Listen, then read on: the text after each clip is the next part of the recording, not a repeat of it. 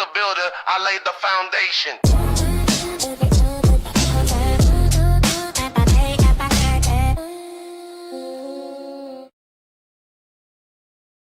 All right, shalom, guys. Welcome to part 2 of this debate review that Tavish was doing concerning the title, Did Jesus Claim to Be God? I got, of course, Tavish with me.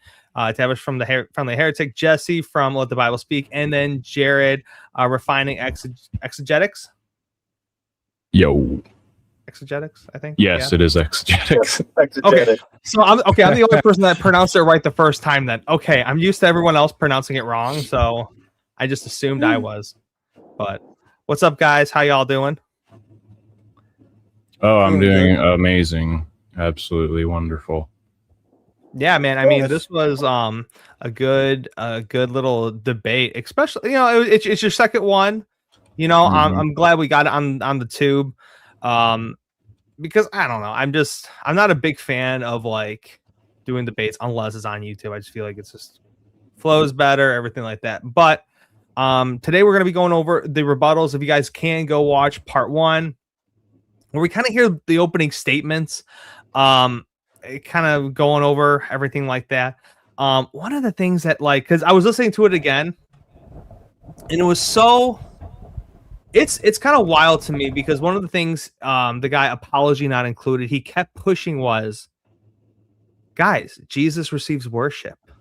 And I feel like that's just such a rookie mistake there. It's just such a rookie mistake. So I don't know if it's just he's just being like straight up just, oh yeah, he receives worship, right? It's the proskuneo in the Greek. You look up any Septuagint, Moses gives proskuneo to Jethro. Everyone gives everyone proskuneo. It's nothing special about it. So it was just kind of weird with that. I'm assuming he knows that. I'm going to give him the benefit of the doubt. So I don't know if this was just kind of something to.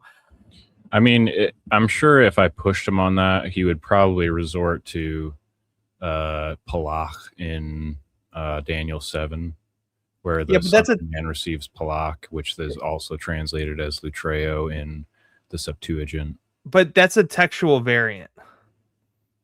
Is it? I don't know. Jesse, yeah. See, that's the thing too. Lutreo is the old Greek. Lutreo is the old Greek. They abandoned it because it wasn't a literal translation. A lot of the translations were like paraphrase translations. So I forget what the guy's name. He made a new translation, and that's the one that we use today. Can't remember his name though. Yeah, starts with a T. Thinking like Thomas or something like that. I can't remember. Tommy. You're like, I don't know. Yeah, but hey, hold on real quick though. Check out that Aramaic word and verse. What is it? 14. As well as 27, but only 14 is translated as latreo, not 27. Why is that? Because 27 is actually people. Is it applied to the saints of the Most High? Yeah, because in Hebrew is a singular collective noun, just like I think it's laos in Greek is a singular collective noun. Means it's a group of people. Also, too, I keep forgetting the verse. Jesse, you might actually know where it's at. I believe Israel receives latreia or something like that. Like latreia is being used for. I don't want to say it because I want to have the actual verse instead of just kind of saying. But yeah, let's go ahead and go into the rebuttals now, and then you guys know the drill. When Apology says something interesting, let me know and I can pause it. What to do is move to 10-minute rebuttals. Apology Not Included. Your time will begin as soon as your statement begins to commence. All right, you'll recall in my opening statement that I said that I was here to defend 2 contentions. First, Jesus claimed divine identity through his words, actions, authority, and his application of Old Testament imagery reserved for Yahweh. The second one was Jesus' contemporaries understood these claims as divine claims, explaining the repeated accusations of blasphemy throughout the Gospels. Let us start with addressing my first contention. My opponent Tavish repeatedly confuses personal distinction with ontological exclusion. He has established that Jesus is not the Father, but I never argued that Jesus is the Father, because he's saying that they must be the same God, basically, because it's one God. I explicitly said in my opening that I'm not arguing that he's claiming that Jesus is the Father. I said in my second point, like, I know that you're going to say that I'm claiming that Jesus is the Father, or you think that, but that's not my claim. My contention is that Jesus is not God, and they're differentiated. And then he just goes on and says, oh, all he proved was that Jesus isn't the Father. It's like, oh my gosh. And see, kind of that's one of the disingenuous things I feel like when you do talk to Trinitarians, because I feel like one of their safety nets is what they'll do is they'll simply just say like, well, you actually don't understand the Trinity. That's why you don't consider yourself a Trinitarian. It's like, no. We understand it. They're three persons versus the one being. So when you guys say that we only have one God, what you're referring to is you're referring to the one being of God. But when you say the one being of God, you're saying that one being consists of three persons, and then you'll kind of use the whole echad, cluster of grapes, everything like that. But specifically, you'll be using the homoousios, which was invented later on. So we understand it. We just think that there's a better way to explain it. Like Jesus is the apostle of the Father. And if you're the apostle or the sent one, you basically, the agent acts as the principal. I think all of us on the panel will say that is a better explanation of understanding the relationship between the Messiah and God. And that fixes a lot of the problems of Jesus not knowing the day or the hour, Jesus being limited, Jesus receiving power and authority, Jesus dying. A lot of those attributes, God cannot possess because he is God. But it would make sense then if there was one anointed person who was given these properties who basically represents God, right? Because Jesus does represent God, and it's part of that, to where if you were to spit in Jesus's face, somebody could say that you spit in God's face, not being literal. And we can even tie this back to like Acts 9 when Jesus says to Paul, "Why are you persecuting me?" Paul would never persecuted Jesus. He persecuted the apostles. But again, when you are an apostle, it's as if you are the principal. And that whole thing ties together. And the same thing with the apostles to Jesus and Jesus to the Father. So Jesus could act as God, everything that the Father would do, like Jesus actually does. We understand that. But it's that whole ontological nature, essence, homoousios problem that Trinitarians have kind of like pushed together that we would disagree with. I think we should really pinpoint precisely what it is that Apology Not Included is doing in his framing right here. As a biblical Unitarian, you can state 1,000 times in your opening statement that you're arguing that Jesus is distinct from God. Not the Father, but God. And a person like Apology will simply presume the biblical Unitarian position that, well, we believe that the Father alone is God. So therefore, you're really essentially arguing that Jesus is distinct from the Father. That's the game that he plays. Is we state that Jesus is distinct from God. That's the argument that you made, you stated, Tavish, in your opening statement. And what Apology has to do is like, well, but you believe the Father alone is God. Well, we believe, of course we believe that Jesus is distinct from the Father. We just believe that he's another person within the God. It's like, that's the stupid game that they have to play. So it's precisely what they're doing. Yeah, he's basically admitting that in every single passage that I gave where God is talked about, it's actually just the Father. So he's actually admitting that the overwhelming majority of the time when God is referenced, it's just the Father. So he is like basically admitting my position. Yeah. Because to be clear, any passage that differentiated just the Father from Jesus or the Son, I didn't use. I only used passages that distinguished God, the word God, and Jesus. So anywhere that, if he's just going to claim, oh, all you proved is that the Father and Son are different, well, okay, then you just think the Father is God. Yep. That's what I meant by presuming our position. And borrowing from our position, but then trying to throw a smokescreen up.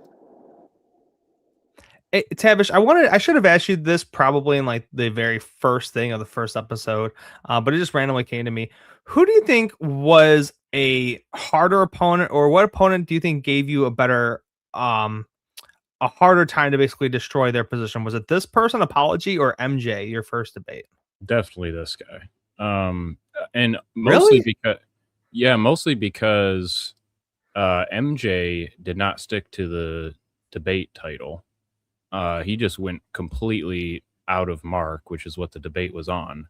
So to me, he completely lost in his opening statement because he didn't even use mark really at all.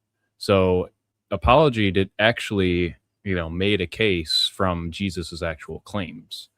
And I mean, even in the rest of the debate, in the first debate, I didn't feel very pressed at all. Like I just thought the things that he was trying to prove were like completely irrelevant.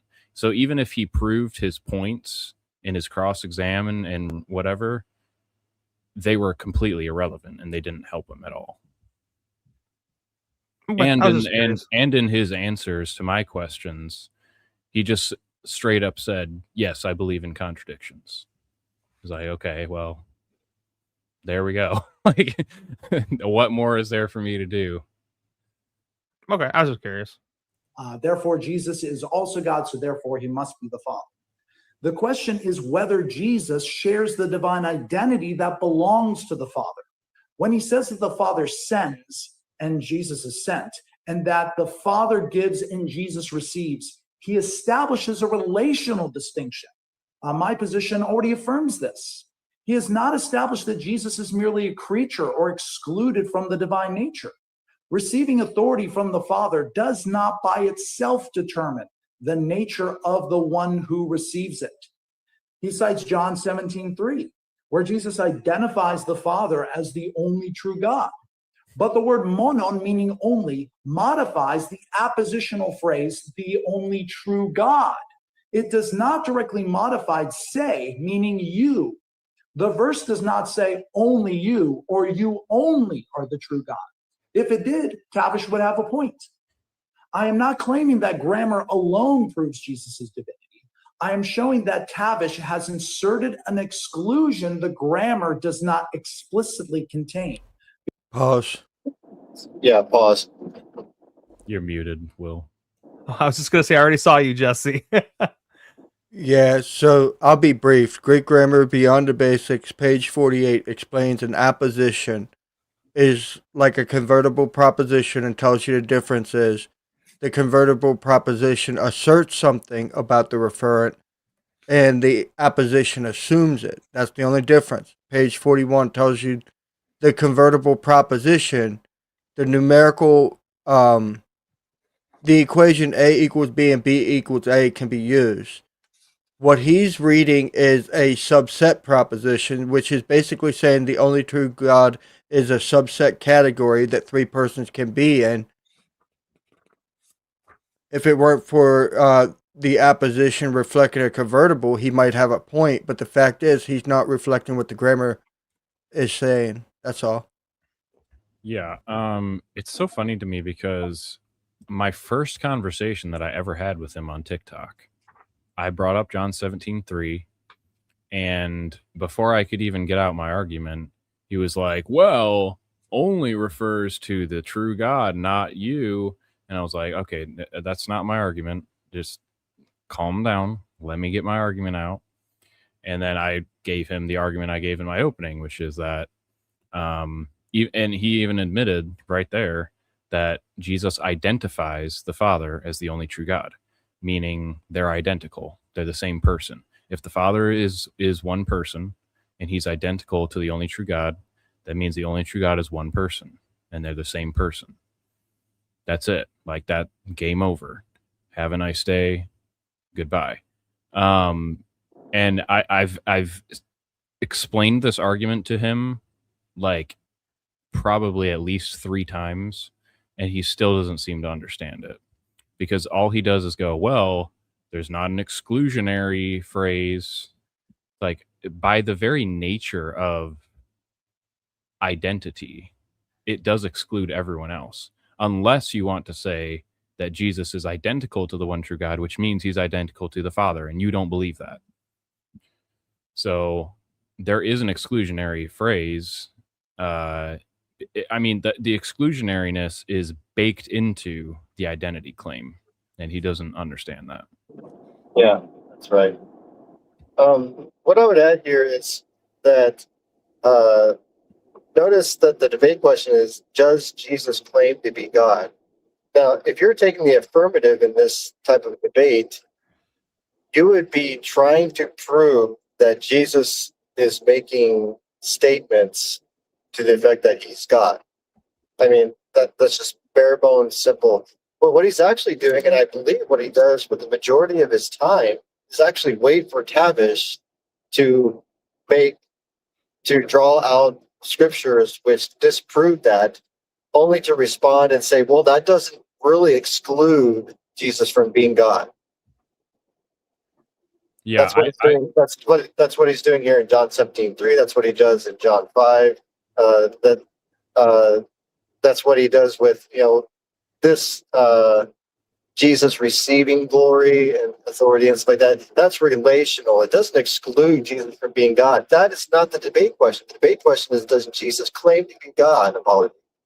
And you're not doing your job here. You're waiting for Tavish to bring up passage, and then you're saying, well, I mean, the Trinity doctrine doesn't exclude that. Yeah. Because verse 5 then records Jesus asking the Father to restore the glory he possessed alongside him before the world existed. Tavish just must explain both verses together. The same applies to John 20, verse 17, where Jesus calls the Father my God and your God. 11 verses later, Thomas addresses Jesus directly as my Lord and my God. Jesus accepts this confession. Tavish lets verse 17 control verse 28 while refusing to let verse 28 inform verse 17. He then cites John 5, where Jesus says he can do nothing from himself. But the immediate context says, whatever the Son does, the Son. Can you pause for a sec? I'll be brief. So he lets verse 17 control verse 28 instead of verse 28 control verse 17. Let's walk him out in his shoes. Thomas says, "You're my God, Jesus." Jesus says, "I ascend to my Father and your Father." Jesus is the Father. Thank you. I'm done. Yeah. That's actually, wow. Yeah, that's actually a really, I never thought about that. That's a really good point. Because if we're going to say that Jesus is the Father, or Jesus is God, based off of 17 to 28, we're going to make that equivocation, then Jesus would be a father, and that would be modalism. You know what, too? When you listen to a Trinitarian long enough, they will commit some sort of heresy, whether it's what's it called? Partialism, modalism. They will make some sort of heretical statement that technically would go against the Trinity. But yeah. Does the Son does likewise. Jesus then claims authority to give life to whomever he wills and to judge humanity, so that everyone will honor the Son just as they honor the Father. No ordinary agent claims to perform whatever God performs or receive the same honor as Yahweh. The Son can do nothing from himself, therefore. Quick thought here, or quick comment here. John 5:19 does not have Jesus saying, "I do whatsoever the Father does." That's he doesn't make some type of totality statement like that. That's actually not what he's saying. He opens it with saying, "The Son can do nothing except what he sees the Father do." So already what the Father is doing here is that Jesus is referring to is already categorized or limited by what the Son sees the Father doing. In other words, what the Father reveals to the Son that he's doing. This isn't a totality statement. That not even in the grammar can get that, much less the context. So it's sort of a weird statement to make. I mean, it's being loosey-goosey text, hoping that nobody catches that. Yeah. Yeah, and to me, I wish I might have made this point in the debate, but to me, where it says that they honor the Son as they honor the Father, that to me is explicit agency language. Like they are meant to honor the Son as if he were the Father or as if he were God, because he's God's agent. So, yeah, go ahead. Oh, and then Tavish, even with that, I believe it's Luke chapter 10, verse 16. It might be 18. But Jesus even says, if they reject you, referring to the apostles, they reject me. And if they reject me, they reject the one who sent me. So in layman's terms, guys, if you reject Peter, you reject Jesus and you reject God. Okay. It doesn't mean Peter is ontologically God, the essence of God, the nature of God. It's this role of agency, because Peter is an apostle of Jesus and Jesus is an apostle to God. So it's through that line. Like, I don't know how much more like clear it can be. Nobody out there believes that Peter, James, or John, or Matthew is God, ontologic, essence, whatever. Nobody says that. But then they're going to special plead and say, but Jesus is. And the adverb, just as the Greek adverb kathos, is an adverb of correspondence. So the two verbs, the honoring of the Father and the honoring of the Son, all John is saying, Jesus is saying, is that there's correspondence, not equivocation. Yeah, apologies wanting to make that just as an equivocation adverb, but that's not how Catholics is. It's a correspondence. That's just basic grammar. I'm sorry, you can't get equality of honoring like in terms of magnitude or degree. No, it's correspondence. Expresses the unity of the Father and the Son's activity. If Jesus were to be given life independently of himself and he were God, that would invoke that he is a separate God from the Father. That doesn't follow. Tavish also cites Mark 13:32. But functional submission does not prove ontological inferiority. He in one of his videos on TikTok, he actually accuses me of redefining oida to mean to make known in Mark 13:32, which is not my argument. Context determines the respect in which the Son does not know. The passage concerns the appointed time of his return, which Acts chapter 1, verse 7 places within the Father's authority. The verses following verse 32, the disciples are servants commanded to watch. Jesus is the returning master. Tavish must demonstrate that this describes an intrinsic limitation of Christ's nature rather than the conditions of his incarnate mission. Okay, sorry, Jared. I just wanted him to kind of finish that, because I was gonna ask Tavish, can you expound upon that? Just because I didn't see the video, and I'm pretty sure people watching this don't know what the TikTok was or is about. Yeah, so I was on a live with him, and I think it was my second time talking to him. Maybe it was the first time. Anyway, and now to be fair, I don't think he made this argument, but the other guy on the live did make this argument. He said, "Oida doesn't mean to know; it means to declare." And then he went on, tried to go to different passages to try to prove that, and completely failed. So I made a response video going through every single usage of oida where it's translated as tell in the KJV, because there are some passages where it's translated as tell. And also, one of my favorite Metaphysics Mike's videos where he responds to God Logic making the same argument.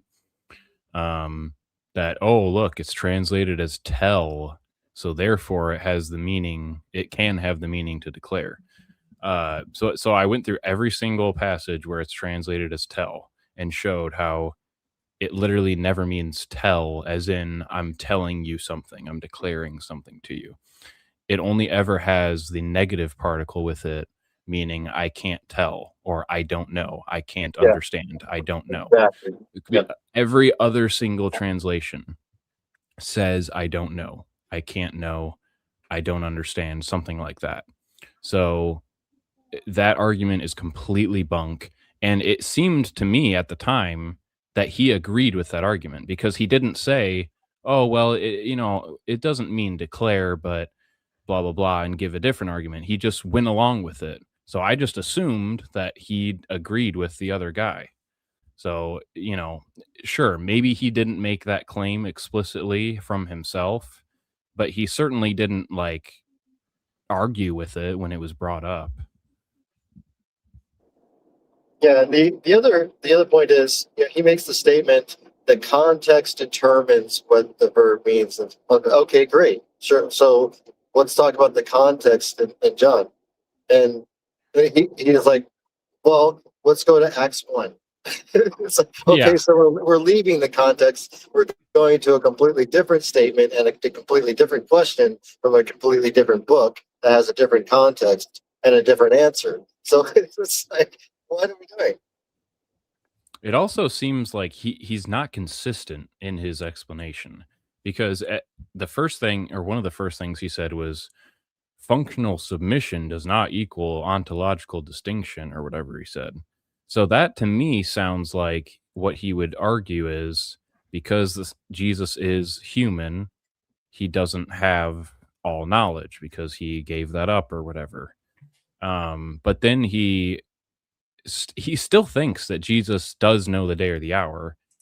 It's just that knowledge is not from himself. He gets that knowledge from the Father, which to me, that's not the classical view of omniscience. Like, a classical view of omniscience, God does not gain any information at all.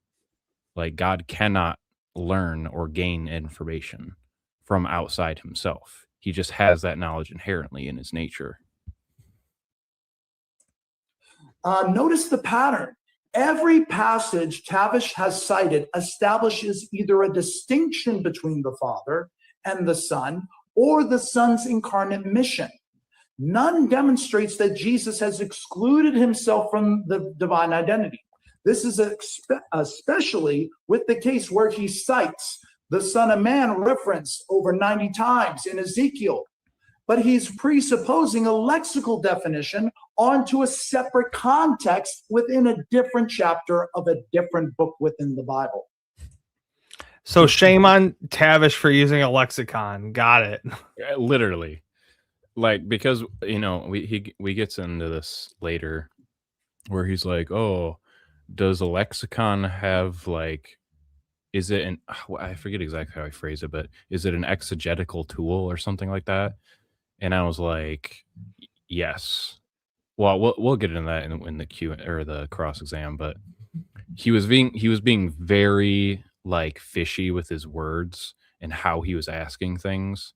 So I was trying to be clear, but he was asking different questions in similar ways, but he thought he was asking different questions, and it just got confusing. But yeah, he literally doesn't think that a lexicon can tell you what a word means in a specific passage, even though I mean, at least the BDAG, and I'm pretty sure most other lexicons like Thayer's and whatever, they will give a definition, a possible definition, and then they'll give you passages where that definition applies. So they are doing some sort of interpretation. Now, they're not exegeting the entire passage and showing exactly what it means in that context, but they are saying, okay, in these passages, this is what the word, means. And it does have, most words do have flexibility in their meaning. But again, the word to know, oida, it only has one meaning. It only means to know. Like there's no, know in yourself or declare. Oh my God. I cannot get over how stupid the to declare argument is. It's so bad. Yeah, but that's actually one of the good things and a good contrast between like a lexicon and a concordance. Because the concordance will kind of give you the root word and everywhere where the root word comes up at and a general definition. But the lexicon is so important because it takes the word exactly how it's being used with the either the prefixes or the suffixes, whether it's the Hebrew or the Greek, and it will tell you specifically what that word is and means, and then it will go to another passage and show you the exact same word, or not something similar, not just the root word. Because like I remember when I was in high school, I took like Spanish. So like you have like the root word for like tenar. I forgot what tenar means. Like I don't know if it's like to go or whatever. But then you have like the I form, so it's tango, and then or the he, you have like I think tene. Or like if we go, it's tenemos, right? So the root word is still there, but the lexicon would say it would, if tango is being used, it would look for everywhere else that tango is being used in that same way. Where the concordance would just show you tener and show you tener, tango, tenemos, everything like that, right? So, but yeah, with the lexicon Tavish, that he's accusing you of bringing up and somehow misusing. No, that's not how it works. The lexicon will tell you what the word means, and it will say here's another verse that same word is being used in, right? So Yeah, literally, I have this bookmarked because I knew it would come up. I have oida bookmark. Oh, where is it now? Okay, yeah. Nope, that's not it. Oh, yeah, okay. So, oida under what H. lexicon is that? It's the BDAG, an actual like BDAG. I don't even remember where I got this from, but it's pretty cool. It's kind of old, which makes it cooler. Okay, so it says followed by peri tenos, know about something. Matthew 24:36, Mark 13:32. That's what it means in that passage. It doesn't mean to have knowledge not in yourself, but from someone else or whatever. And again, the like Jared said, the whole idea that you can just jump to Acts 1, which is a different conversation. Like if you were going from Mark 13 to Matthew 24, that would be a fair, like, same context, same conversation. If Right. his argument was there, you could probably use that. But like jumping to Acts 1, it's a completely different conversation. Like weeks later, I don't even know how long later it is. But it's at least like a week or more later. So to just pretend that, and also, okay, because I admitted, or I granted, okay, yeah, the knowledge of Jesus's return is under the Father's authority. That doesn't mean that Jesus still knows it. That just means it hasn't been revealed to Jesus. So that's why he doesn't know it. Like you're referring to the day and the hour. Yeah. But see, like see, that verse drives me nuts with Trinitarians because they always have something to like wiggle their way around it, but it literally says just as we don't know, just as the angels in heaven don't know. Mark says the Son does not know, and then Matthew, though, there is a textual variant. Some manuscripts include the Son, some don't, but Mark includes it. There's no textual variant with it. So yes, Jesus is being included in that, and it's not like a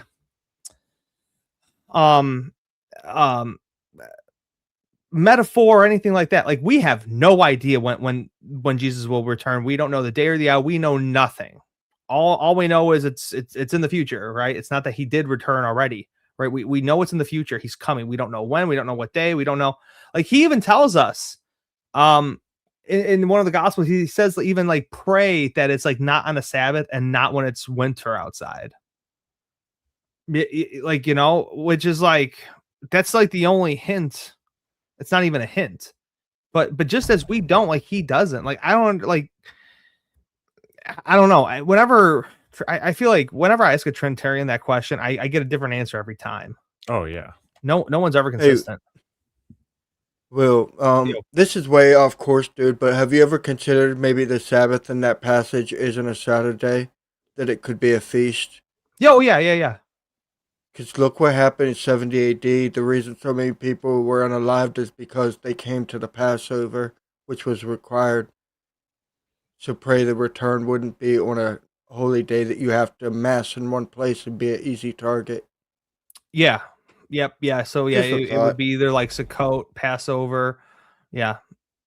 No. Yeah. Yom Kippur War. Interesting. Yeah. Feast of Trumpets. Yep. This makes no sense because it doesn't describe this, because it's not univocal to define it within those terms. So yet my opening case consisted of multiple divine identifiers applied to Christ. Unless Tavish can explain why those unique divine identifiers belong to Jesus while he remains merely a creature, these isolated proof texts do not overturn the cumulative evidence. This brings me to my opponent Tavish's appeal to delegation, or shaliach, which I knew he was going to bring up.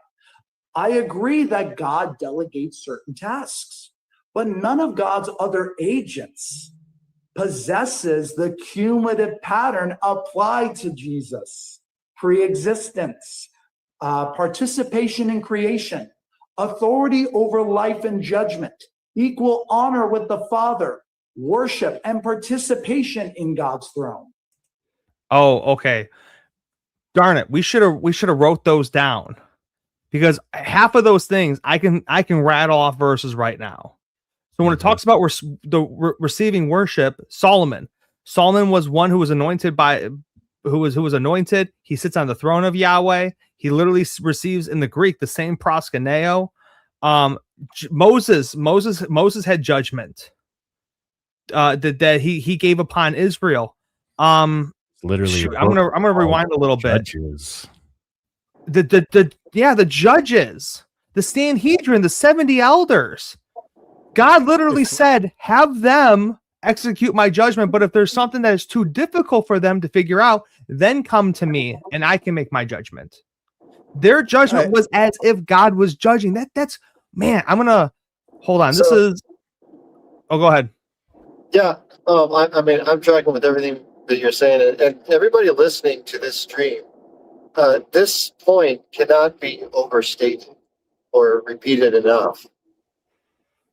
Every single instance that apology is referring to or making reference to as a proof of identity markers being applied to Jesus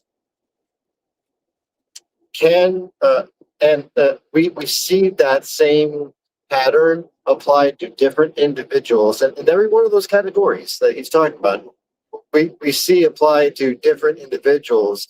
Now, the actual argument that apology is saying is that, yeah, but no single one of those individuals, previous agents, or had this what's the word to use? Start with this. Pre-existence. No, it's what did he say? Combination, like the Cumulative. the cumulative. Yeah, but his argument is that no one single individual, apart from Jesus, had all the cumulative identifiers. Well, who cares? We're talking about things that he is claiming are distinctives of God that identify somebody as God, and we can identify all of those as being applied to different individuals in different times, in different contexts, in different ways. So his whole argument is, well, if we accumulate everything and put it on Jesus, this means he's God. No, that doesn't follow. Mm-hmm. If every single one of these are things that are said of other individuals, no matter how much you accumulate into one individual, that still doesn't make that individual God. It's just making all those instances being congealed upon one agent. And of course, we're saying that one agent is unique above all others because God has exalted him, super exalted him. So Hyper it's just like hyper exalted. So it's like this argument has already failed. I mean, to me, honestly, like he is not performing in this debate. He's making an argument from accumulation, but that's not how you establish Jesus' claim to be God, by accumulating. I think the easiest refute, honestly, to this is to be a unique individual doesn't make you God. Mm-hmm. Give Jesus as much Right. as you want in that little laundry list. To be a unique individual doesn't make you God. Yeah. Yeah, because again, I think we can all agree here that Jesus possesses some qualities that God has. I'm not going to say, that we also share in it. Jesus can definitely possess qualities that we don't have that God does have. It doesn't mean he's God, because if there are things that God can do, and if there are things that Jesus can't do, that would eliminate him from that. Like, okay, so like Tavish, even like Tavish can also probably relate to this. We have sub foremans and we have general foremans, and we just have like just normal foremans, right? They're all foremans. There's different rankings among them. They can all tell you what to do, but some foremans don't have the rules and regulations that a general foreman would have. Even though they're both, like if Tavish and I are doing construction on a job, a sub foreman, a general foreman can be over us, but there are things that a sub foreman cannot do that a general foreman can do. So that would exclude him from that title because he does not have all the power and the authority that the general foreman has. Right? So the sub foreman is still above us. We listen to him. He tells us what to do, but he's not on the same level. He can't override. And that's the same thing with Jesus. Jesus is over us, but he's under the Father still. Like, yeah, I don't, I don't understand what's difficult about that. But hold on, I want to rewind it like 10 seconds just because I want to see if there's anything out that I missed. Oops. Okay, there we go. Authority over life and in case Let me go. I knew he was going to bring up. I agree that God delegates certain tasks, but none of God's other agents possesses the cumulative pattern applied to Jesus. Okay, I kind of want to take this one by none of the previous agents have the cumulative. What did he say? Cumulative. The word cumulative. I can't say it. Word pattern. Meaning all those, you can't run around and find this individual has one of them, this one has another. That it's all of them has to be wrapped up in one person, which is why I said being a unique individual doesn't make you God. Yeah. Okay. Pre-existence. So here's the stupid part about the whole pre-existence claim. Whenever like a pre-existing claim is brought up, they will take that as it being literal. But then when 2 Timothy chapter 1 verse 9 says that we were given, I forgot what the text exactly verbatim says, but we were given something before the foundation of the earth. So why can't we all pre-exist? Like Mormons actually use one of that verse for part of their idea that they all existed as spirit babies and then they came to the earth and they just forgot. So why can't we pre-exist? Why can't I interpret that verse as being literal and we just forgot our pre-existence? We're hanging out in heaven, hanging out on golden streets on the clouds and with our halos and everything. And then why can't we just forget that we were up there? Yeah. Participation in creation. Tavish and I know for a fact, participated in creating. Well, that's true. I have a question. Okay, go ahead. Is there anywhere in the Bible that says angels or heavenly hosts did not participate? Not explicitly. It says that they it says that we will be like the angels, not being given in marriage. And I think marriage would imply, but specifically what you're asking for, I would say no. Because if we were honestly neutral, like passages like Isaiah 44:24, you could simply argue that when God says he does it alone, that he's contrasting himself with other gods, not necessarily other beings. Because of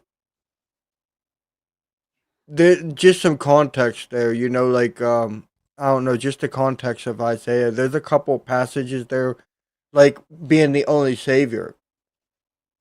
Well, the reason, so he starts in verse 10, says, before me there was no ale formed, nor shall there be after me.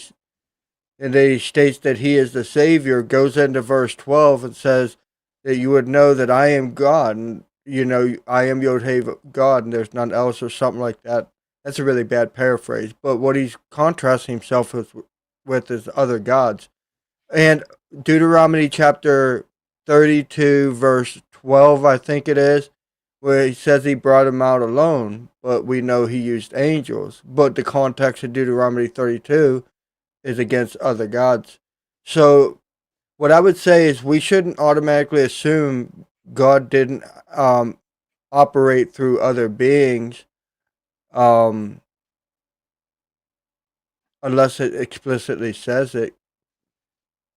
Because, the host of heaven was made by his mouth and word. We got that in Deuteronomy 33, but it doesn't explicitly say when that took place. Just some thoughts for y'all. Right. Authority over life and judgment. So yeah, we already kind of said that, but like the judges, the Sanhedrin, we literally had this. And like it's even funny because like Jesus even warns us, don't be afraid of the one who like takes your life, right? In the unaliving part, but be afraid of the one who can like permanently, not resurrect you, or the one that to give you that eternal life. Equal honor with the Father. And like I would even say again, 1 Chronicles 29, 20-25, Worship and participation in God's throne. Solomon literally sits on the throne of Yahweh. And I love that verse too, because it doesn't say Lord, Master, God. It says that Solomon sits on the throne of Yahweh. Mm-hmm. My opponent Tavish, therefore, owes us a symmetry breaker. What distinguishes a divine person from a creature who has supposedly received every divine name, activity, prerogative, and honor? He has not provided that distinction. What about my second contention? Tavish has not addressed any of this. He would, but I assume that he would. Before he goes on, he said that Jesus is given every name of God. You didn't prove that. There's El Elyon, God of gods, or God Most High. El Shaddai. Yahweh is never explicitly given to Jesus. Like there's plenty, Lord of Hosts. There's plenty of names that are applied to God, the Father, that are not applied to Jesus. So you can't just claim every name of God is given to Jesus. That's ridiculous. You just got to believe, dude. Take the position that the Pharisees misunderstood him. Now, I'm not claiming that I would still wait for him to apply, but I am not claiming that these were infallible interpreters. My point is that the gospel writers repeatedly connect their charges to specific claims by Jesus, and Jesus responds by defending and intensifying those claims rather than correcting the basic category. So Tavish's treatment of these reactions, I would assume, would be inconsistent.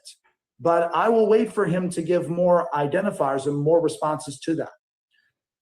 But I will leave it. My opponent, Tavish, has therefore not shown that receiving from the Father excludes Jesus from the divine identity, nor has he explained why the cumulative identifiers of Yahweh are applied to Jesus, or why those claims repeatedly provoke accusations of blasphemy. So, okay, to receive something means that you've never had it before. You know, if like you guys just can't come into my house, right? Or at least you don't have it at the time. Right. I can say that, hey, you now have permission, you have a right, you have the power to come in my house, you have the authority now to enter in my house. Here's the password, type it in, you can come in. Right? If you did not, so like, man, I don't know. I'm kind of speechless. And I don't know if you guys caught it earlier when he misquoted John 17:5, right around when he was talking about John 17:3. He turned right, he quoted 17:5 this way: Jesus asked the Father to restore to him the glory he shared with the Father before the world was. Notice what and that's not verbatim, but that's the verbiage he used. He said, Jesus asked the Father to restore to him the glory that he shared with the Father. Notice how much of a misquotation of John 17:5 that is. I mean, he's already presumed this idea, so of course he's going to read Jesus receiving something as, well, not actually receiving it ontologically as if he never had it, but it's like a relational thing. It's a functional thing. Now, it's like, no, we can't do that with the language. To receive something is to receive something you didn't have, that you had before, that you couldn't have unless the person that you're asking for it gives it to you. The Father doesn't relationally give Jesus this at some point in time. No.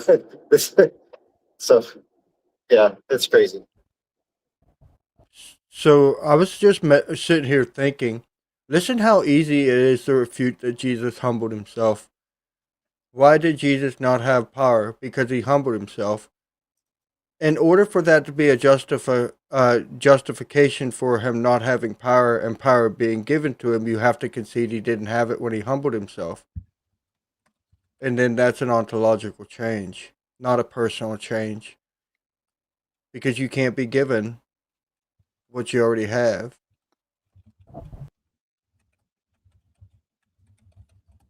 He has still not responded to my second contention. Appealing to delegation does not answer that evidence unless my opponent can provide a consistent boundary between a divine person and a merely exalted creature. With that, I will yield the rest of my time. Well, we got to wait until next time we do this to go over the cross exam. But Tavish, do you kind of go into what, like, his argument of, they wanted to charge him for blasphemy? I don't know if you and I are on the same page of this. I believe that they're trying to find a way to kill him because they knew he was one who was sent by God. And just as they killed all the other prophets, Jeremiah, Isaiah, Ezekiel, Elijah, they also wanted to kill him because they knew he was also sent by God. Do you kind of make that argument, or? I definitely agree that they were trying to find a way to kill him. I don't know if they actually thought he was sent by God. I think they might have thought he was lying about that he was a false prophet, that he was claiming to be sent from God, but they didn't think he actually was. But either way, they saw him as a threat to their authority. People were following him, thousands of people, and he was performing miracles and healing people and changing people's lives. So no matter what they thought in their minds, whether they actually thought he was sent by God or not, they definitely were threatened by him and wanted to get him out of the picture. And they were looking for any way to do that by claiming blasphemy. So real quick, I think that they did, because when he had that conversation with Nicodemus, he says that we believe that you are sent by God because only one sent by God can do this. He says we there, and I know I've gotten pushback from people where it's like, well, but Will, that doesn't prove it's the entirety of the Pharisees. It could have just been a few other ones, and sure, I can get that, but I also think too, when Jesus talks about the unforgivable sin. He says everything, before that, they're accusing him that he gets his powers from Beelzebub. So if we were to understand it, that all of the Pharisees understood that he gets his powers from God and he's sent by God, and then they accuse him of getting his powers from Beelzebub, they're deliberately lying, right? Which is more kind of an unforgivable, to me, that's how I interpret the unforgivable sin. Like, if you know something and you still go against it, what sacrifices can we give? Because in the Torah, any of the sacrifices that are there, it's for unintentional sin. There's no sacrifices for intentional sin. Even in Hebrew, I believe it's Hebrews 10:26. It might be 10:36. It talks about if you keep on sinning after receiving the knowledge, there's no forgiveness for you. And I tie those together. Right. And then also with the parable of the vineyard, God plants the vineyard. That's Mark 12 and Matthew 21. After he plants it, and look, I understand it's a parable, it's not literal, but there is a part in the parable that I do think is interesting, because when Jesus comes, they say, "Oh, look, there is the heir. Let us go and kill him and take all the, everything that would then inherit to him. We would inherit." So there's an acknowledgement in the parable. I understand it's a parable, but I do think it's interesting that it is brought up in there, showing that. So that's why I think the evidence does point towards that they did know, because they unalived all the other prophets. Are we going to believe that they truly didn't believe Jeremiah was? It's detailed in the account. The Talmud and the church fathers talk about Isaiah hiding in a tree. Elijah literally says, God, I'm not going down there. They're going to kill me, So for all of these examples, I think I think it's logical to say that, yes, they all knew the early prophets were one sent by God, but they wanted them gone. They didn't want to go back on track. And then same thing with Jesus. Just kind of my thoughts. So let me say a couple things. So I'll try to be brief. I believe that John chapter 5 takes place at Purim, the Feast of Purim, which would begin the acceptable year of the Lord, because 1 year later he would be crucified. I believe after he was baptized, he didn't start his ministry for about a year. He and his disciples were baptizing with John. John wasn't arrested for about a year later.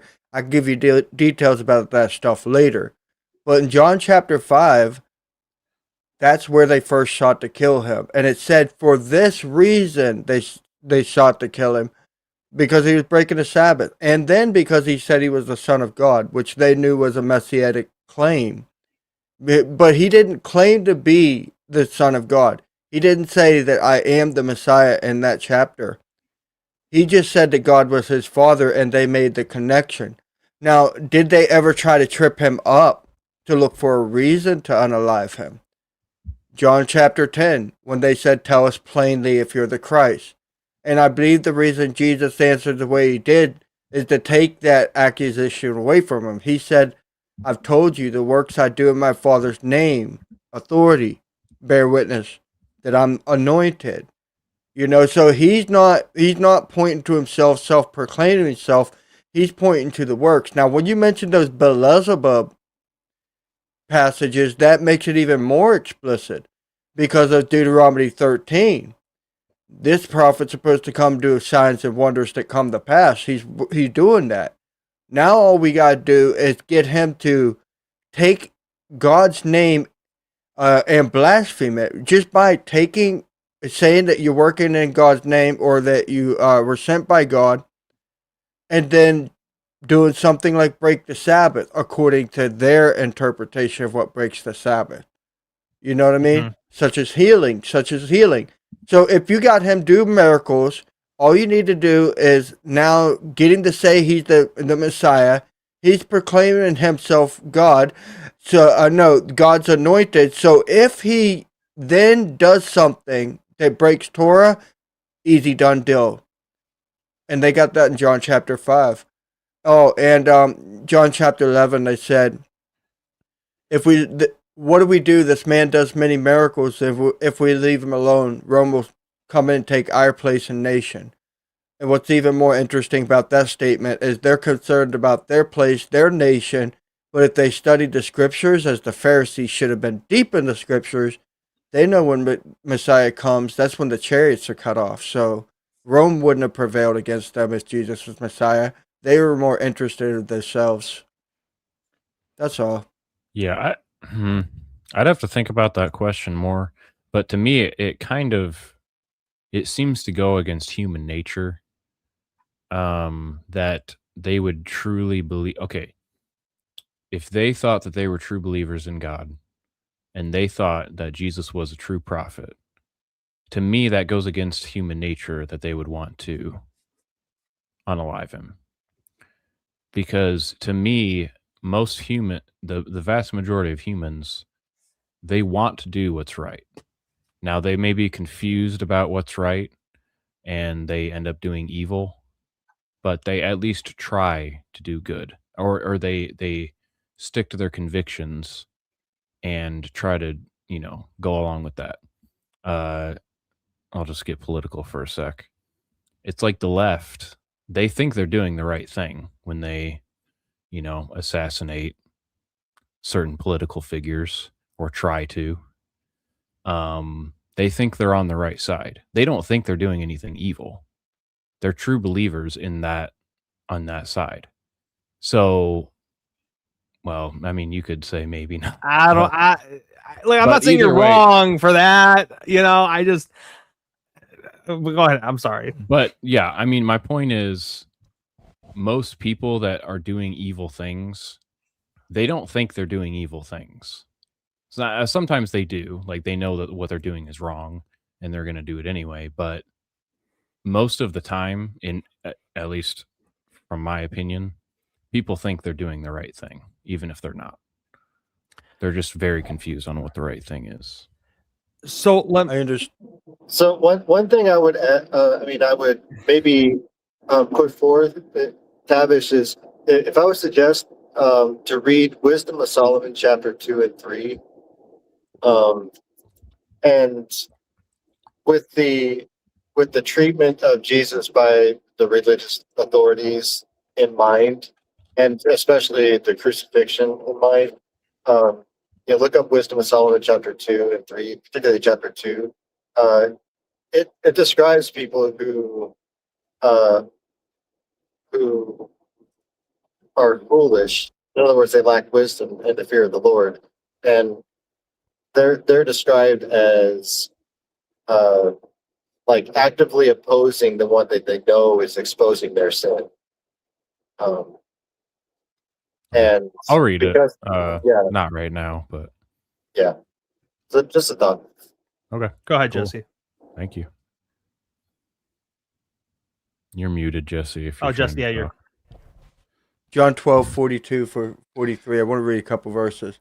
Nevertheless, among the chief rulers also many believed on him, but because of the Pharisees they did not confess him, lest they should be put out of the synagogue, for they loved the praise of men more than the praise of God.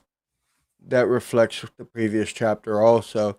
And when you take it into consideration what Will asked you, don't forget to read Matthew 23 about the Pharisees, the woes. I think too, Tavish, like you would say that all the Israelites in the Torah, like they all believe that Moses was once sent by God, right? Yeah. I mean, like, and this isn't a trick question. Like, I would say yes because dude literally did all those, all the plagues in Egypt. They all saw it. They witnessed, even the firstborn of the Egyptians dying, that they had to do this to save it. But we literally see all of them turning on Moses several times. Yeah. Even the whole thing with Korah, like that was a big deal. The legend. So like I will grant that to you. Like is like we can't read hearts, right? For me, I'm convinced by the evidence, and that kind of works like with my apologetics when I kind of like do the unforgivable sin and everything like that. That kind of works with me. And I just feel like that's enough evidence. But I was just kind of curious to be like your standpoint. So we can move on to now we're gonna hear turn this into a 3-on-1 debate. Come on, guys. Calm down. I'm just joking. Jeez, dude. Yeah, let's go into Tavish's rebuttal of apologies opening statement. All right, that went for a total of 7 minutes and 56 seconds. So you've yielded the rest of your time. So we're going to cross over to Tavish, the friendly heretic. Wait, I thought you guys got 7 minutes. It was 10 minutes. But he just didn't use his all the time. No, it was 10 and then 5 for the second rebuttal.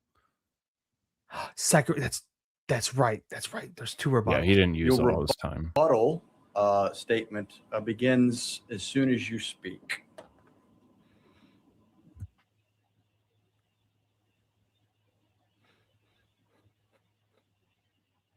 Okay.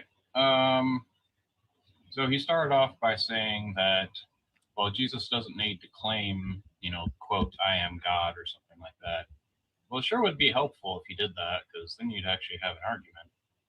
But the fact that he never actually does that points in my favor. Yes, you don't need that claim exactly, but certainly would help you. So we went through the hands, the honor, authority, name, deed, seat. For worship, I mean, we see that other people besides God receive worship in the correct way.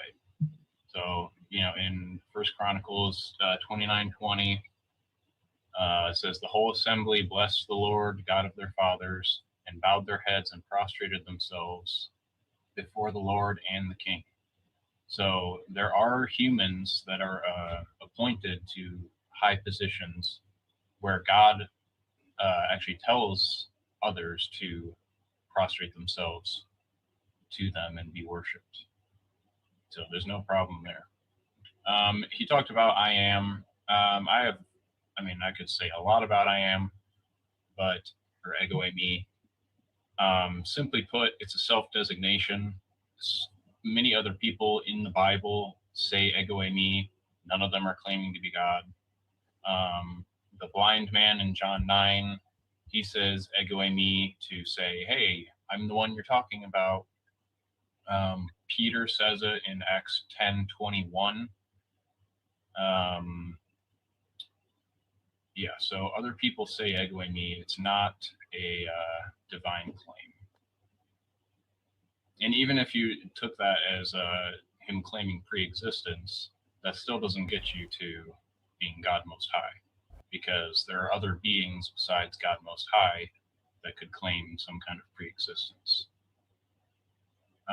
Authority, glorify me, before John 17:5.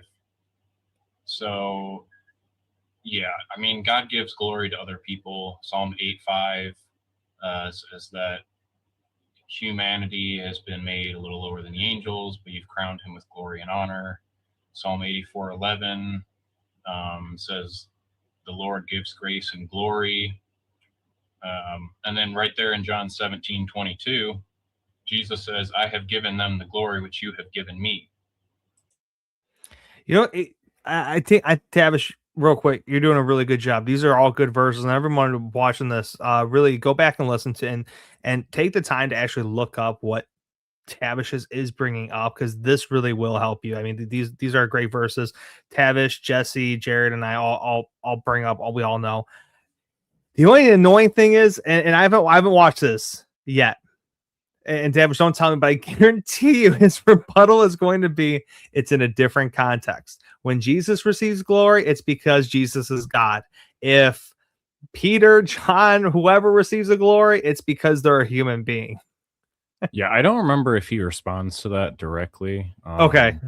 I don't remember, but I yeah, feel like I mean that's that always is the case. that is the standard move. Like, oh, it's a different kind of glory. Like, okay, yeah, in the same chapter where Jesus says, "Give me this glory," and then he says, "I'm giving you this glory that I was given." Yeah, it's a different glory. Okay, yeah, sure, Yeah, and you're definitely off to a good start. I agree with Will. There's Yeah. two things that that it would have been great to sort of lead off with is that the fact that his argument, as we've already talked about before, is that not, essentially none of these identifiers of themselves makes a person God. His argument is that cumulatively they make Jesus God and claiming to be God.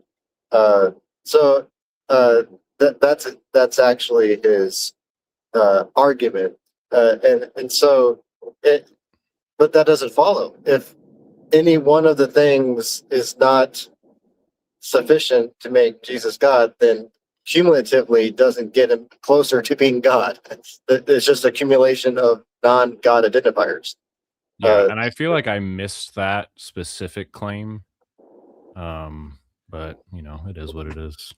And the other one, it was you kind of did make the point, but again, like being really precise, his argument was that Jesus was asking God to give him God's glory, his glory, and you made it a point. You didn't say God can give Jesus his glory, and it's not talking about being God. You specifically said God can give people glory, as distinct from where in Isaiah 44 he says, I don't give my glory to another. Well, God didn't give Jesus God's glory. God gave Jesus the glory that was prophesied regarding the Messiah. He gave that glory. Jesus was asking for that glory. He didn't say, give me your glory. Right. I just want to point out real quick. I'm happy my brother Sean is identifying and acknowledging the quadrinity. It's something that I've been pushing for a very long time. So thank you, Sean. Yeah, because I was ready for that passage. Because yeah, I agree. God does not share his glory with anyone, as it says in Isaiah. But that does not mean that he can't give glory to other beings. Because and that's why I showed those other passages that are very clear that God gives glory to others. Another one that I don't think I mentioned is Romans 8:29, where it says that we will be glorified. Or it might be 8:30, but anyway, in that context. Yeah. That they may be one as we are one. So Each Jesus ad. is saying, this glory that you've given me, I'm going to give it to the disciples. So if that's the divine glory that he's always had with God before the world existed, then is he making the disciples into God, into divine, glorious beings? No, obviously not. It's not a divine glory. In Isaiah, when he talks about him not sharing his glory, it's talking about he's not going to share his glory with anyone else. So in other words, he's not going to give credit to other beings for what he has done. In that context, it's idols. So he's basically Can you saying, pause? So he's absolutely right. I just want to say this. It says, I am Yod He Vav He, that is my name, and my glory I won't give another. See how fast I said that? Now let me ask you, why does he say that is my name? So, and what is another? It's an adjective. It modifies something in the context. What is another? I am Yod He Vav He. That's my name. My glory I won't give to another Yod He Vav He. That's why he said neither my praises to graven images. So first off, you can't just leave another hanging there. It's an adjective. It modifies something in the context. So we can't just assume that God doesn't give his glory to anyone. The context is explicitly saying that he doesn't give his glory to another in regards to his name, his identity. That's my name. I'm Yod He Vav He. What's more important, Tavish, read John 17:11. Keep them in your name that they may be one as we are. Contrast that with John 17:22. The glory you gave me, I've given them that they may be one as we are. That how do you be one? To be in the Father's name. How do you be one? To have the glory. John 17:12. When I was in the world, I kept them in your name. That's when he gave it to you. Glory is directly related to God's name because the Hebrew word for glory means weight. God's name bears God's weight. I'll chill. Yeah, I agree with myself. I'm the creator. I've done all these things. I'm not going to share my glory with anyone else. But that doesn't mean that God doesn't give glory, just generically speaking, to human beings. He also said that life and judgment are given to the Son. Yep, agree. Names my Lord and my God. Yeah, I mean, I could take the view that Thomas is saying that calling Jesus my Lord and my God, both terms to Jesus, but I don't take that view. I think he's talking about two different individuals in that passage. So the Lord, my Lord, would be Jesus, and my God would be God Most High, the Father. And it's consistent throughout the entire Bible that who the one God is. It's the Father. So it would be very strange for Thomas to just blurt out that Jesus is God. And he doesn't necessarily accept that term. He just says what you've spoken is true. And if Thomas was saying my Lord Jesus and my God Father, then there's no problem with Jesus affirming that. He talked about in Mark 2 where Jesus forgives sins. I don't know if he does forgive sins, but in Matthew 9, the counterpart, which he also quoted, in verse 6, it says, you may know that the Son of Man has power on earth to forgive sins. So Jesus is saying, this power has been given to me, to a man. Son of Man means human being, on earth to forgive sins. And then in verse 8. Oh, hold on. I wanted to pause real quick there. And Tavish, I might have cut you off. I don't know. Did you bring up the Levitical priests or the seraphim? I did not. I don't. Or the disciples? Okay.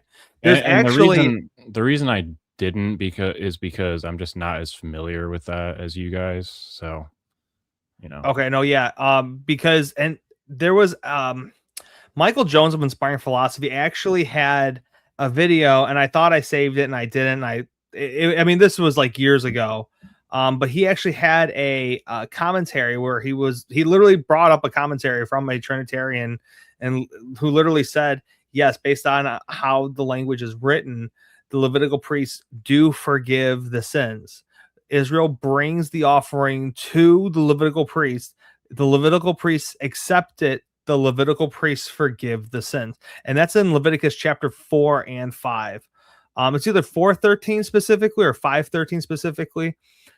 You also see in Isaiah chapter 6, the seraphim grab the coals and they touch Isaiah's lips with it. And they say that like your sins are, I forgot the exact wording. If it says like your sins have been cleansed, purged, forgiven.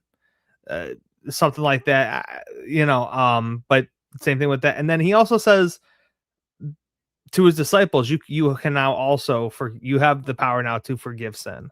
So the idea that only God can forgive sin, yes, the forgiveness comes from God, but God can delegate it to other people, i.e. the Levitical priests, the seraphim, the Messiah. So we see that. I think, and I'm going to try to get in the habit of doing this. There's some new habits I need to start making, but we need to stop refuting claims that have no evidence. I mean, I really need to see a Bible verse that says only God can forgive sins. I don't want your assumption. I need a Bible verse that says only God can receive worship. All these only God claims, I want to see a Bible verse. Why am I going to sit there and agree to your premise? When we start trying to refute them, we accept their premises. So why are we doing that? I did that in my debate last night. This guy showed up with these slides with all these verses and didn't even explain how they proved what he said they proved. In my debate, I might have addressed a couple, but I basically said I don't even know why I'm addressing these because he didn't offer any evidence to explain how these prove what he says they prove. We should really consider that.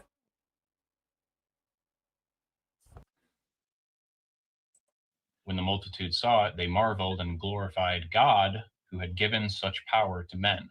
So the crowds understood that this authority was given to a man, Jesus, and they glorified God because of it. That they didn't glorify Jesus thinking that he's God because he forgave sins. No.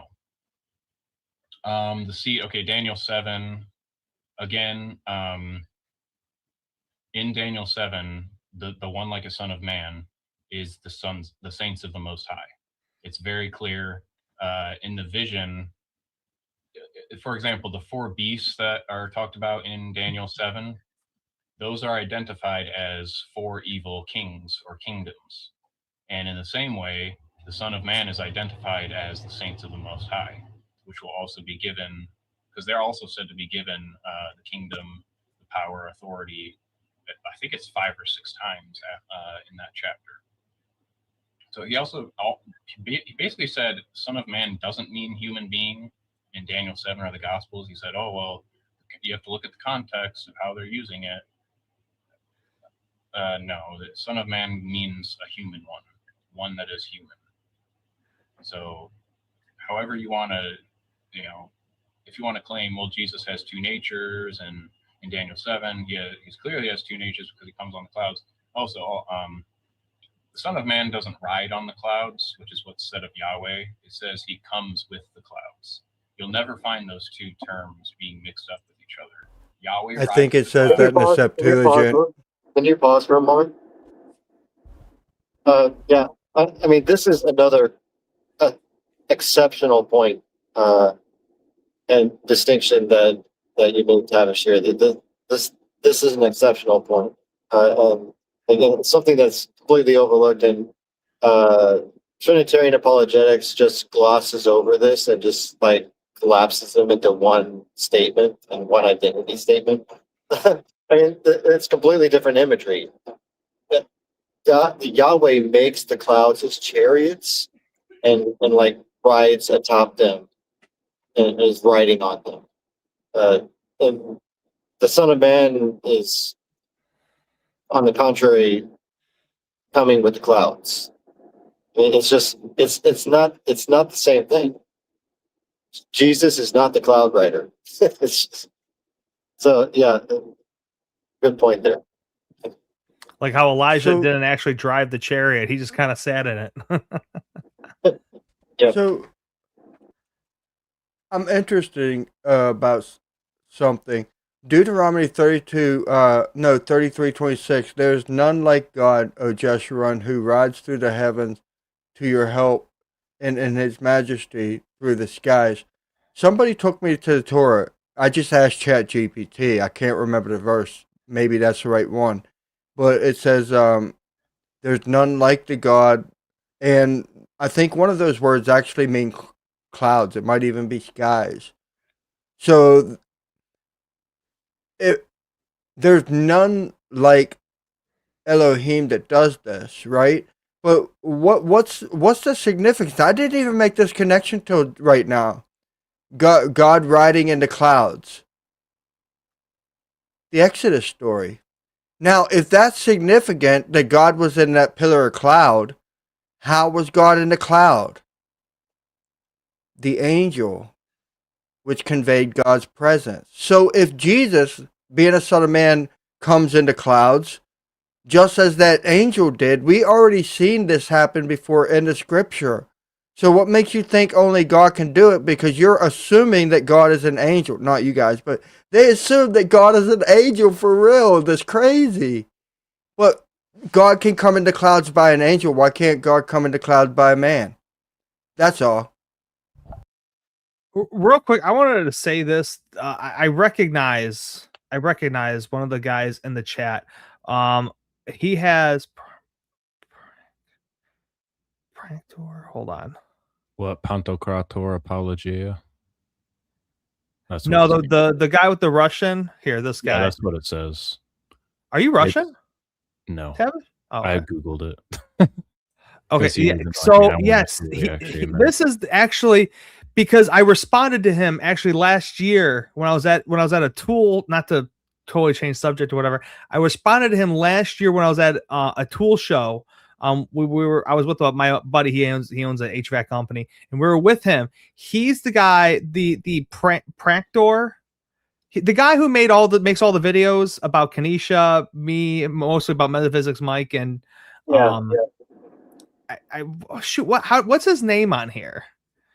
I mean, that translates to Pantocrator Apology. Ponto. Yeah, so defense of the defense of the Almighty. Okay, hold on.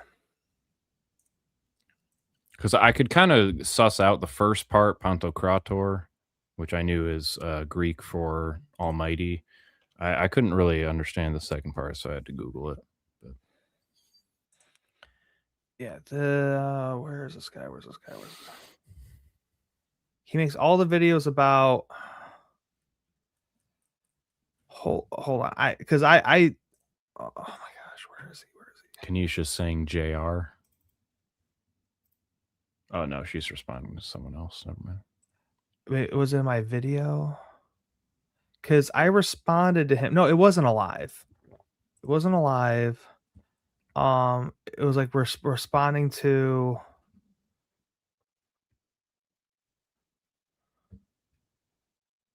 Oh, he said Ukrainian, not Russian. Try again, hillbilly. I love the internet. This guy. Okay, found him. Share screen. This is the guy right here. Cause like he makes all these shorts. Like oh, that guy. Oh, there's Kanisha. Me.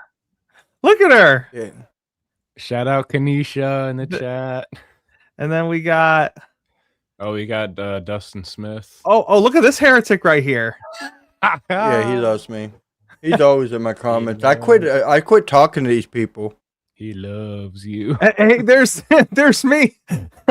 Hey, you made it. He's got me as a puppet. Yeah, so this is guys, this guy right here, he keeps changing his name, but I just kind of wanted to showcase him. He wanted the attention because I've asked this guy to just let's have a friendly conversation. Doesn't even have to be a debate. I just want to talk, man. I just want to talk. But he loves us. You know, shout out to him for making this beautiful picture of Kanisha, this beautiful picture of Jesse. He has a man crush on Metaphysics Mike, but I love this picture of me. It's so good. So good. Look at this picture of Mike right here. He gets it's funny. I mean, this is hey, look, he put Mike in a suit.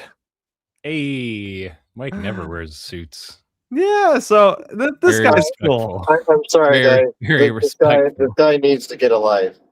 This is his life. And I know he's in the chat. He's not really doing anything. He's not arguing anything of substance. It's just filling space, hot air, fluff, and smoke. And nothingness. Yeah, So, I asked him to actually give a verse that shows anti-Trinitarians being antichrist, and he just ignored me. Yeah, he's not one. I mean, I have an entire video on my channel. I actually made a response to him. I tagged him in it, so I know he saw it. And honestly, my suggestion is, well, maybe I'll put it in the chat. But people like him kill the vibe of the chat.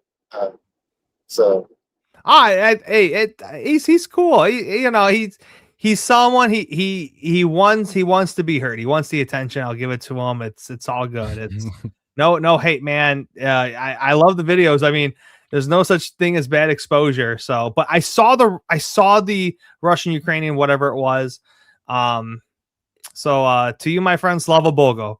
Okay, let's continue. On top of the clouds, and the Son of Man comes with the clouds. You cannot conflate those two phrases.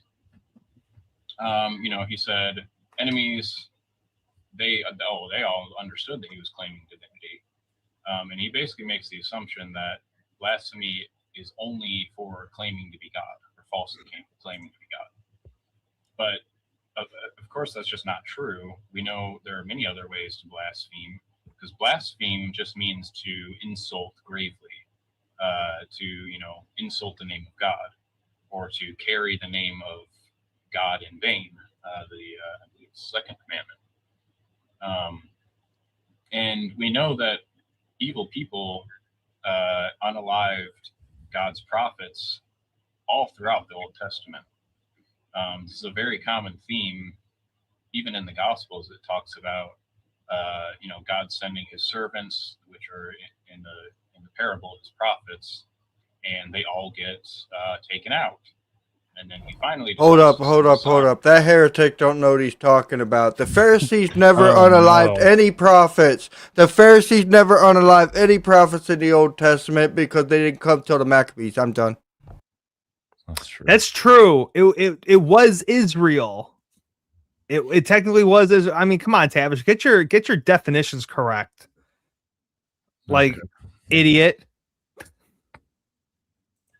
And what happens to his son? Well, we all know. So evil people don't need a justified excuse to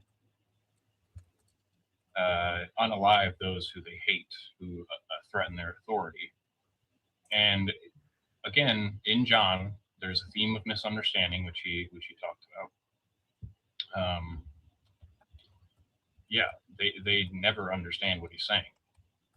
In every single place where he went, John 5, John 10, it's very clear they don't understand what he's saying. They are misunderstanding him. Let's talk about John 5 a little bit more. In verse 19, he says the Son can do nothing of himself. In verse 22, 1 minute. committed all judgment to the Son. Verse 23, we should honor the Son as we honor the Father, because Jesus is God's agent. Verse 26, the Father gives life to the Son. Verse 27, God has given Jesus the authority to execute judgment, because he's the human one, the Son of Man. Verse 30, Jesus can do nothing of himself. He judges as he hears, and his judgment is righteous because he seeks the will of God instead of his own will. So all throughout John 5, it's very clear that Jesus is saying, it's not me, it's not me, it's not me, it's the Father, it's God. At the trial, you can see in Mark 15 all throughout, the claims that they're making about him are not him claiming to be God. They accuse him of claiming to be the King of the Jews, the Christ, the King of the Jews, the King of the Jews, the King of the Jews, and there's a bunch of verses for that. So I'll stop there.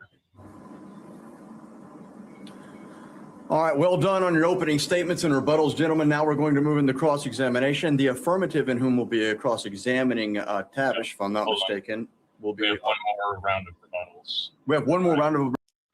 Oh my gosh, I literally fail as a moderator. Bro, my heart stopped for a second. So I'm like, wait a minute. I thought I saved this right after the But I remember that because I was even thinking the same thing. I'm like, TikTok moderators, they have no idea what's going on. It's okay. I forgive Rebuttal, you. so it's 5 minutes then. Each. Yeah. Okay, very well. Excuse me, I'm a terrible moderator. So 5-minute rebuttal. The first one will be opening with apology. Apology. Your 5-minute rebuttal will begin as soon as you commence. Alrighty. Okay, so let's go back to the claim that he made about I am God. He never claims I'm God, but that would help my position.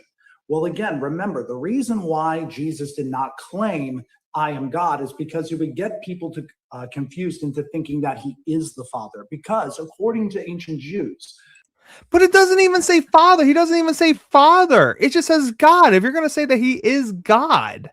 Dude, I love this because he's literally just admitting that the Jews thought God is the Father. Like, it's so funny. It's so good. That's what I'm like. I'm like, you can see me laughing in the debate. It's so funny. Well, that's so. Hold on, because someone actually liked one of my older posts where I brought up the Greek Septuagint. Here it is. It's oh, come on, it's loading. Okay, so in the Septuagint in Psalms 45:1, it literally says ego eimi ho theos, or ho theos or ho theon. I am the God. That's what it literally translates. I encourage anyone go look it up. Psalms 45 verse 1. I believe it's in the Masoretic. It's Psalms 44 verse 2. It's going to be slightly different, but we have that claim there that I am the God, right? But again, we're not claiming that he is the Father. Mm-hmm. That's something Unitarians and Trinitarians both agree on, that Jesus is not the Father, but he can still make the claim that he is God verbatim. He's not going to say that I am the Father, but he could have said I am the God, as we see here, but he doesn't. But instead, and we've already kind of talked about this, but he confirms the fact that he is the Messiah, the one sent by God. Yeah. The God of Israel is their Father, which is what they repeatedly call Yahweh. So just to simply say, I am God, does not establish Tavish's case. It simply is a presupposition that he is inverting into the text. He also cites actually the Shema, because surprisingly in his argument, and I don't think he actually directly gave it, but it is one of his hidden. Yeah, hang on. Can you pause? I just find this funny that he clearly had his rebuttal already figured out. And so, because I never mentioned the Shema, but he's going to talk about it because he thought I would bring it up. Yeah, I was going to say, I don't think you did bring up the Shema. No, I didn't, because and I'll be honest, I don't like the way a lot of Unitarians try to use the Shema, because, I mean, even people that I won't name drop anyone, but even people that I very highly respect and are very, very smart, very good people, because they'll say the Shema says Yahweh is one person, and I don't think you can get that from the Shema. I just don't think it's there. You can get it. You can get that there's only one Yahweh, but I don't think you can extrapolate that to say it means one person. I just don't think you can make that leap. You need to watch my opening last night because I proved it. You got to go back to Exodus chapter 6. I don't remember that part. I did watch most of that debate, but I think I'll send you my notes. I can send you my notes, a link to my notes, and you can read it. That's all. My bad. Well, I mean, I think it's 6 verse 2, Deuteronomy 6:2, which introduces the who that is Yahweh, that is Echad. It's a third person singular pronoun, him, he, him. So I mean, there's that.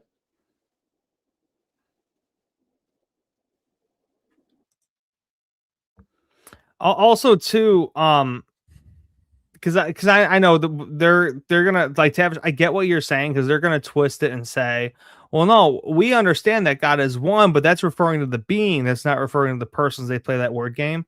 Mm-hmm. But it's not even like, because in Jesse's debate last night, and we were kind of talking about it, I think this morning or last night, about the whole compound unity thing. No lexicon actually says that it's a compound unity. That's only brought up in the concordance. So I think that is important to say, because everyone will say, "Oh, that's just that's a compound unity."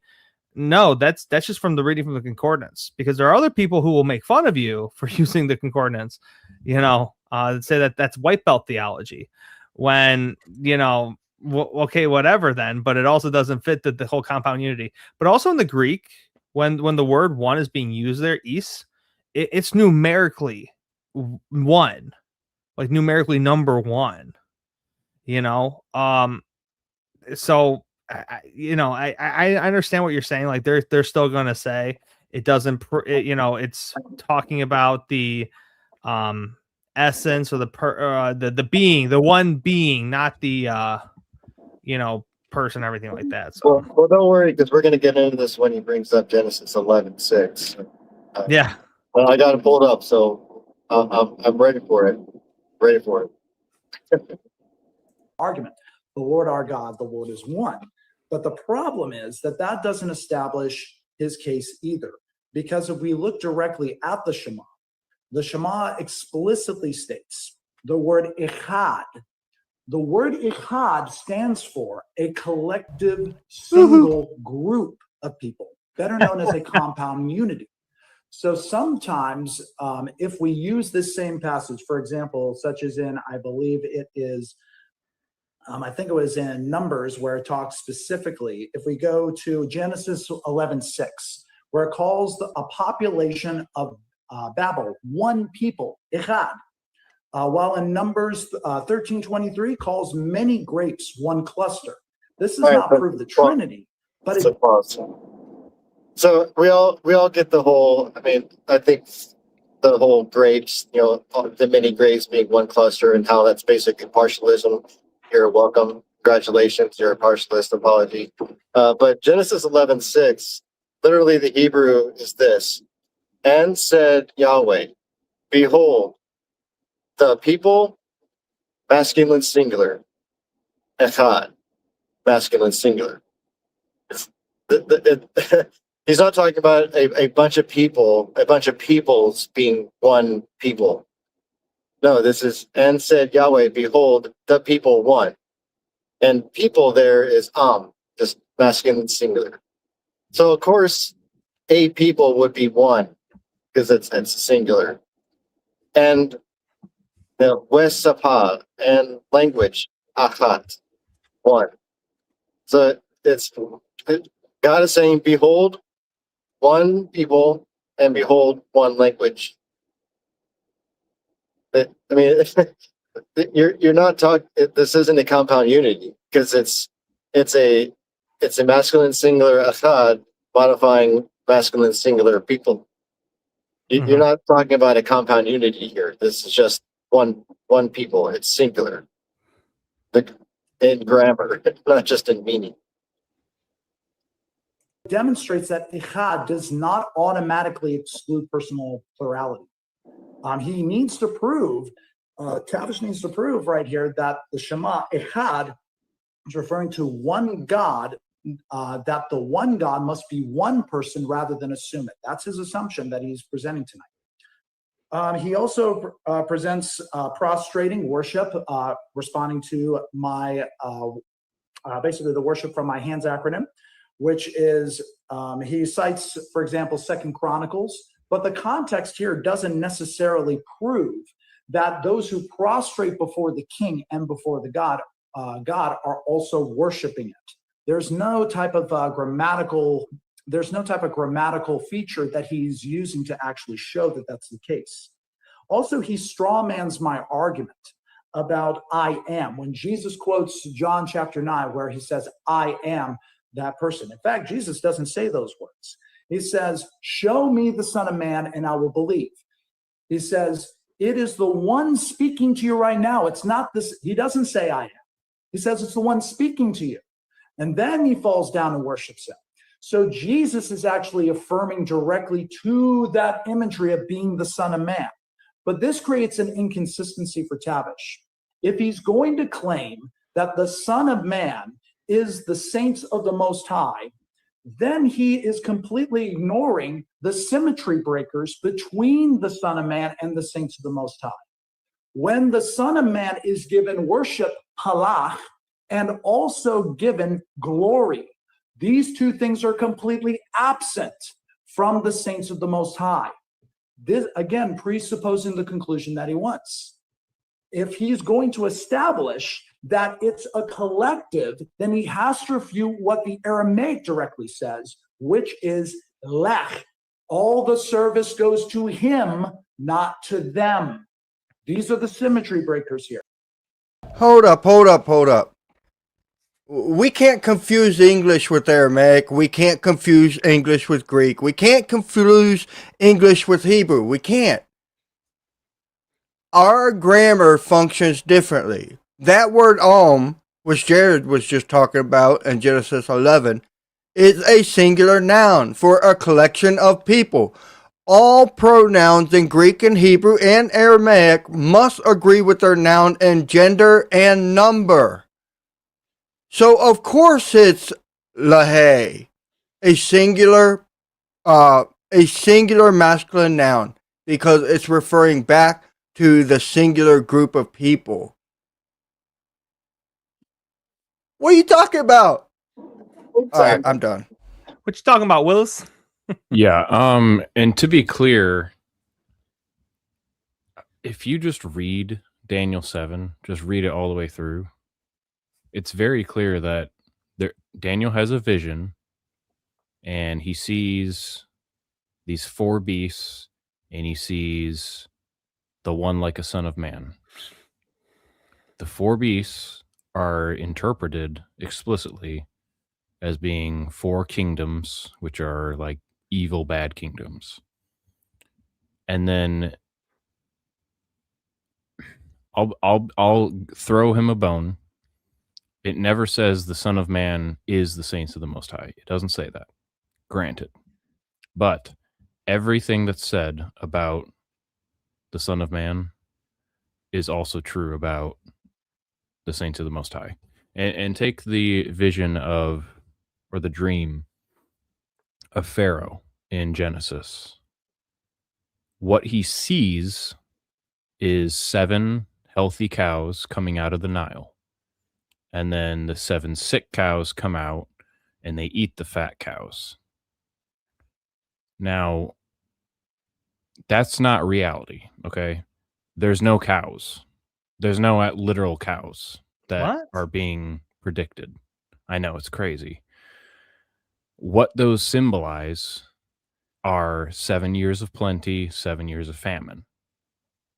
So when there is an apocalyptic vision, which Daniel 7 absolutely is, what the person sees is not one-to-one with reality. So when Daniel sees the Son of Man, that doesn't mean that he's literally one man. It is just a symbol, a representation of humanity, and that is interpreted as the saints of the Most High. Now, you're muted, Jesse, but just to finish my point, because he has a point when he says, well, then what about when Jesus claims to be the Son of Man? Because Jesus is only one person. True, granted, fair. But I still think that Jesus is taking on that representation. He is basically saying, I represent the saints of the Most High. Or you could say, he's the first fruits of the saints of the Most High. Or you could say, and so there's many different interpretations you could take. Or you could say, he is fulfilling what the saints of the Most High are supposed to do, or the Son of Man. Like, he's doing all the same things that the Son of Man did in the vision. Go ahead, Jesse. Yeah, so Tavish, I think something that could help, and I'm honestly going, you inspired me to look into this. When Jesus comes back on the clouds, there's 144,000 saints with him.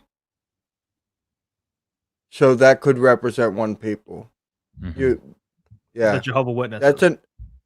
I mean, I heard Tovia Singer argue that it's Israel, that it's a people, and so like what you're saying aligns with him. So, and thinking about the 144,000 non-JWs, these are Israelites, yo. So yeah, okay.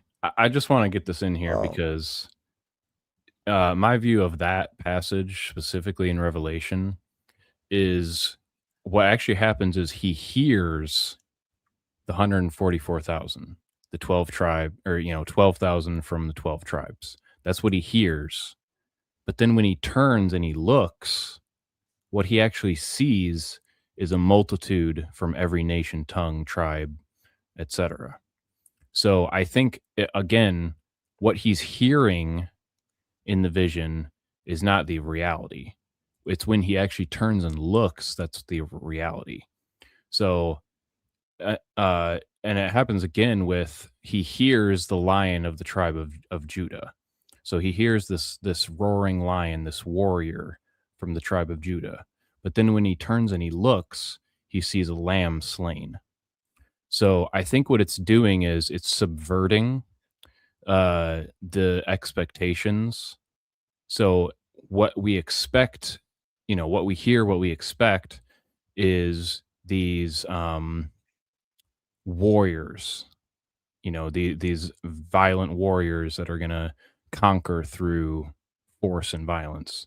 But then the reality is we're going to conquer through self-sacrifice, through witnessing, through love. So that's my view on those passages. Let me comment real quick. This is actually kind of like the topic that Kanisha and I, when I first had a conversation with her, we were talking about Revelation, and I get really nervous talking about Revelation. Like if you see, I never really talk about Revelation on my channel. So Tavish, I see that, and I've acknowledged that too, where he hears the number, then he does see the great crowd. So I think I have like two interpretations, and again, I never talk about this just because I might be wrong, you know what I mean? And Revelation is just so difficult. I think that if there are two separate groups, we would see like Judah and Israel, like as we see with like Zechariah. Like in Amos chapter 9, we talk about the 10 tribe kingdom being dispersed among the nations. But then in Zechariah 8:23 or 26, it talks about 10 people in the nations coming and grabbing the corner of a Jew. So now we have Israel, the 10 tribes of the nations, because even, the New Testament, Paul, he even says we're grafted into Israel, right? But then we have Judah. So that could be two separate ones, like two separate sticks even, that's brought up in Ezekiel. But still, even with the sticks, it says that the sticks come together and they are one. So could that be one? Like Tavish, I've thought about that too. So like me personally, I think if they are two separate groups, I think the 144,000 represents the tribe of Judah, the two tribe kingdom. The great crowd that we see is representative of the 10 tribe kingdom. Or it could be we hear this and then we look and we see this great crowd, because when we keep reading Zechariah chapter 8, it says, "Come, let us go with you." So you see Judah and Israel walking side by side together to the mountain. So when John does see, he hears this number of the people coming, and then he sees this great crowd. You see the Judah and Israel walking together, So it's definitely up there too. And any JWs in the chat, Michael, I see you. We're just, not just having fun, not nothing cynical here, brother. Yeah. But all right. So he has a big problem with that. Also, he goes to glorification. This is not an issue for us because we as Christians affirm that human beings will be sharing in the divine glory, will be receiving glorified bodies. But this is dramatically different from the type of glory that Jesus had with the Father before the world. 1 minute. Oh yeah, see right there, like I called it earlier, special pleading. Well, this is a different glory. Dramatically different. Yeah. See the glory that they have there versus that glory. Those are two different glories. Well, yeah, it's two different glories because like we get one and Jesus gets one, but like it's still glory in that sense. It's not greater or less than, or it's just It's the same kind of glory. Yeah. Yeah, it's the same kind of glory. I mean, I don't know how else you can put Jesus' statement when he says, "The glory you have given me, I have given to them." I mean, it's not even like the same kind of glory. Like it's just unqualified, unembarrassed. The glory that you have given me, the glory of which I will be glorified. Speaking in context, he already spoken of the glory of the Son of Man being lifted up. That the hour has come for the Son of Man to be glorified. What is that hour? The hour of his crucifixion and subsequent vindication and exaltation. That's the same path that righteous disciples will go through. He says, "You will drink that cup as well. You'll be vindicated as and you're able to drink my cup, and you will." So that's the glory. It's the glory that accompanies suffering for righteousness, being vindicated, and then given honor and glory. Amen, Jared. Same glory. Thank you, Josh. If we're going to presuppose that these lexical definitions apply across the board, then he is committing what is known as the root fallacy, which is the very thing that linguists actually warn against, presupposing the same definition applies in all contexts. D.A. Carson, for example, writes, "The root fallacy presupposes that every word has a meaning bound within its shape and its components. In this view, meaning is determined by etymology, that is, by the root or the roots of the words." James Barr, one more quote, James Barr, "The meaning of a word is not controlled by its root." And this is one of the pinnacle arguments that Tavish is presenting. And a last one, Robert Caro, "The etymological fallacy is to assume that the origin of the word and its true meaning. And no, the true meaning of the word is in its current usage. So the context determines everything." But for that, I will yield the rest of my time. Yeah, you just I went would 4 like to seconds say over. something. Dude, what a terrible mod. So, Find that, you know, if I you personally, seconds, I don't care. sorry, I personally believe the root is important. I get the same pushback from ChatGPT. I believe it's important because at the root of every definition it exposes the root. Like when God makes a decision in the Old Testament, what's the word used? He's going to cut something out for you. 70 years have been cut out for you. What does that mean? Well, it's been set apart for you, right? If it's been cut up, it's been cut off of something. So it's like showing a set apart. And if it's for you, that would be like a decision, something that's been decided or determined for a particular object, whatever it may be. The roots are important. Like the word malach comes from the Ugaritic word meaning to send. People hate me for saying it, but a malach is just a sent one. The only reason we think it's a messenger is because of the Greek word angelos, where it was translated as angelos in the Septuagint, and I didn't see the word apostolos anywhere in the Septuagint, and I honestly believe that a malach is closer to an apostle than to a angelos. Because what message did the angel of the Lord bring to Jerusalem when he slaughtered 185,000 angels? I mean, Assyrians. I didn't see no messenger. Why is he called a messenger? He didn't bring a message. All right, I'll chill. Yeah, I agree. I think it's important to look at the root of a word. And he is right that the specific definition of how a word is being used does not necessarily reflect the root of that word. No. But there's a reason, like there's a logical flow of reasoning to how you get to that meaning. Words are not just made up. They have origins. Okay, just shout out to a random YouTube channel that has nothing to do with theology, Rob Words. It's a great channel. It's all about like etymology and the origins of certain words. And if you just watch enough of his videos, you see a pattern where there are historical, logical reasons that we call things what they are. Um, for example, a year. It actually comes from the same word as hour, like an hour and a year. It actually comes from the same root word. A month, that comes from the root word of moon, because every month has a different moon, or it's based off the moon cycle. So there's always a reason why words mean certain things. Like, yes, you can't always just go back to the root and say, oh, that's what the word means.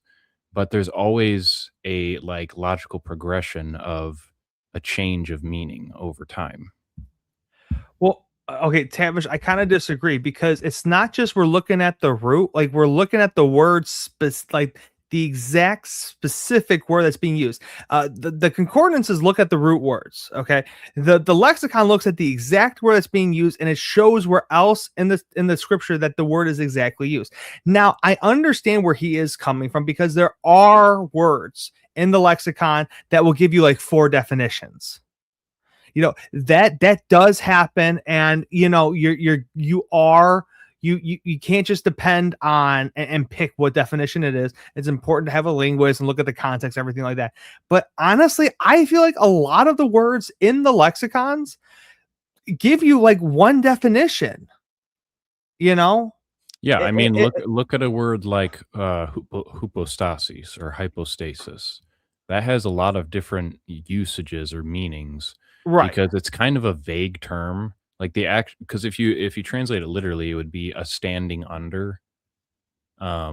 So sometimes it's translated as foundation, sometimes it's translated as confidence, sometimes it's translated as substance, but it's like the underlying structure. That's kind of its base meaning. And then, authors use that word to uh have different meanings that fit that root definition. Yeah, I mean, you're using the lexicon to bring up the exact wording. You're not just depending on the root. So like he's calling you out for using the root, but that's not what the lexicon does. I don't know if you call him out for that, but I definitely would have. So I have a problem with appealing to a lexicon for authority in regard to Bible citations. You have 4 definitions, and the Bible falls. The verse falls under definition 3. That means definition 1 doesn't apply. But in a lexicon, the top definition, the first definition, is the most prominent definition, like the closest to what the word actually means. But used in different ways, it gets away. It kind of becomes slang a little bit. It can express other ideas, but it's still got one root foundational meaning. I disagree with appealing to this verses under this definition because they're only getting that information based on how the word's translated. That's why they're placing it there. They're placing it based on translation. Like, how about this? Look at the word soul in a lexicon and see nefesh more specifically. It's got so many different definitions, but if you translate it as being, it works in every verse of the Bible. Every single verse, every context. Yeah. So, Yeah, but I'm sorry, just saying that people are putting things in based on how they see it used in translated Bibles, but we're assuming that the translation is accurate for one, and 2, we're assuming that's the original meaning of the person that wrote the word. Maybe they weren't conveying that thought. Revelation 22 verse 6, for example. Note the parallel with Revelation 1:1. Who did God send to show the servants the revelation, things which must shortly come to pass? Jesus. So is he an angel or is he a messenger? It says messenger in Revelation 22:6. No, it says angel, and I'm sure it's probably going to be classified under an angel section for angelos in a lexicon, but really it's just a messenger. Jesus, he ain't an angel, not in the sense as English people understand angels. I yield. Yeah, I mean, I wouldn't say lexicons use translations, but they do use interpretation. Like they're looking at the word in the context and they are interpreting it. You know, the word that I showed, oida, how it's used in Mark 13:32, that is an interpretation. That's fair. But the lexicographers, they think that's what it means in that context because that's pretty much the only definition that could work. But to Jesse's point, the base definition of oida means to know or to have perceived, really, because it's in the perfect tense. So it's to have seen, to have perceived, to have understood, and therefore to know. So, yeah, I mean, we can move on from this because we could talk about this all day. So Tavish, you'll be able to have 504. As soon as you start speaking, you get 5 minutes and 4 seconds. Wonderful. Okay. I'll really need those extra 4 seconds. All right. So apologies. Hey, your buddies at my TikTok. Father. Well, I tried to clear that up in my second point where I'm not just claiming that. Because in the Gospels, Jesus is differentiated from God. And I thought it was interesting that you just said, if Jesus claimed, I am God, then the Jews would have understood him as saying, I am the Father, or something like that. Because I absolutely agree with that, because the Jews just thought that God was the Father, that there was no idea of divine plurality or two powers or anything like that. They just thought there's one God, the Father, Yahweh, which leads to Echad. Oh gosh, Echad does not mean compound unity. Okay, that's not the definition of the word. It means one. It's 1, 2, 3, 4, 5. It's the number one. Now there are some poetic, figurative ways of using it where you can say that, you know, these two things are united, where, you know, this, where man and woman become one flesh. But that doesn't mean that the word itself means compound unity. And there's nothing in the Shema which would suggest that there's any kind of compound unity or any kind of unification going on. You talk about, one cluster of grapes, that's echad. Well, it's still just one cluster. It's one cluster of grapes. There are many grapes. There's one cluster. That's not the Trinity. Because that's partialism, Patrick. I should have said that, but I see. I hate giving them that interpretation that it's a compound unity, because no lexicon supports that. And even in the Septuagint, it's the east is being used there as a numerical number, not a compound unity. Yeah, I mean, because like what they would say to you is, okay, Tavish, just as there's many clusters, but one piece, we believe in 3 persons in one God. So just as you confirm, Tavish, that there's many pieces within the one, we also believe there's many pieces within the one. Pieces again, persons. I mean, again, that's just partialism, which is not what they believe. But because I think you have to acknowledge that Echad or even Heis, is it? Yeah, it's epsilon iota, so it's Heis or Heis. I use the Erasmian pronunciation because that's what I learned. Anyway, irrelevant. Oh yeah, Jesse corrected me too. No, it's fine. Because there's a modern pronunciation, and then there's the Erasmian pronunciation. Anyway, that doesn't matter. Both of those words, they can be used in a figurative or metaphorical sense of two things being unified. I mean, that's what it means when Jesus and the Father are one. It means they're unified. But the word itself, the definition still is one, like the number one, 1, 2, 3. So I don't think I'm conceding anything by acknowledging that, because he has to actually prove from the Shema where there is some kind of unification, but there's obviously not, because it's just Yahweh, Yahweh our God, Yahweh one. So he has to actually try and show and prove that there's some kind of unification going on. And it has to be a unification of one category, of two things in that category, making them one in that same category. That's what Trinitarianism is asserting. But there is no example that you can give of two things that exist in a category and then being united and becoming one of that category. So, maybe a clue to understand the difference between Yaqid and Akkad is looking at Isaac. You offered up your only son, Yaqid, right?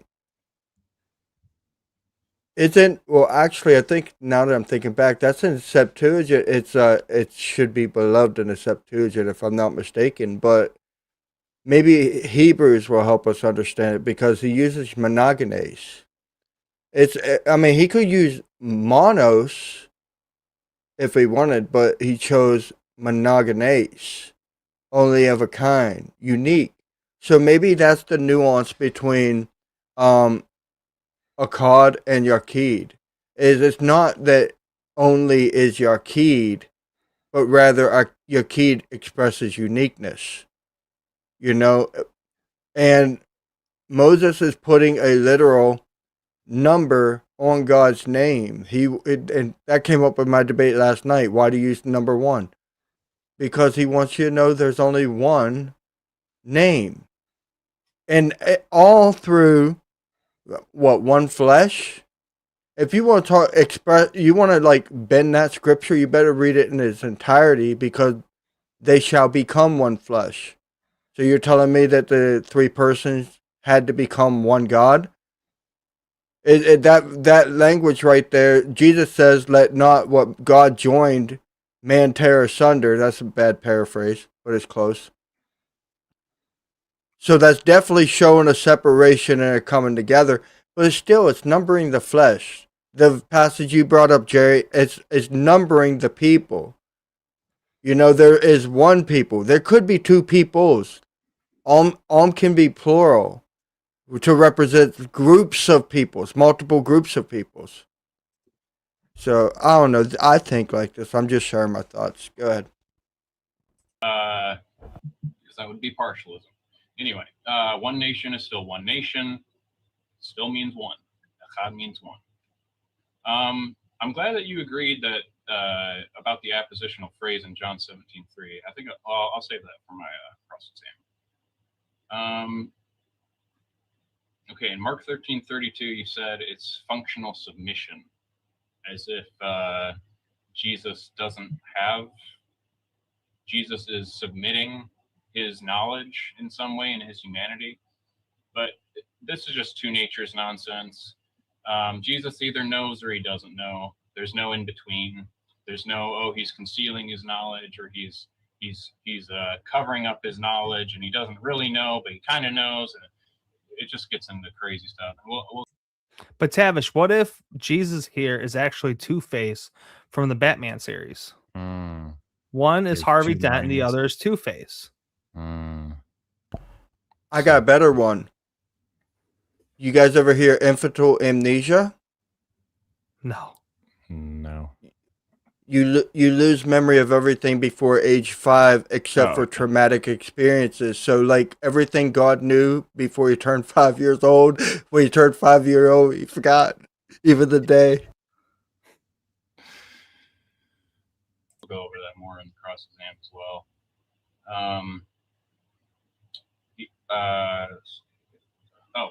Daniel 7 again. the Son of Man, that figure, because this is a vision, okay? This is an apocalyptic vision. So we have to remember that what Daniel is seeing is not one-to-one with reality. The four beasts that he sees, there's not actually going to be four beasts at any point. The four beasts are representing the four kingdoms. Or in Revelation, the dragon represents Satan. The woman represents either Israel or Mary. There's different views, but that's irrelevant. So what is seen in the vision does not correspond one-to-one with reality.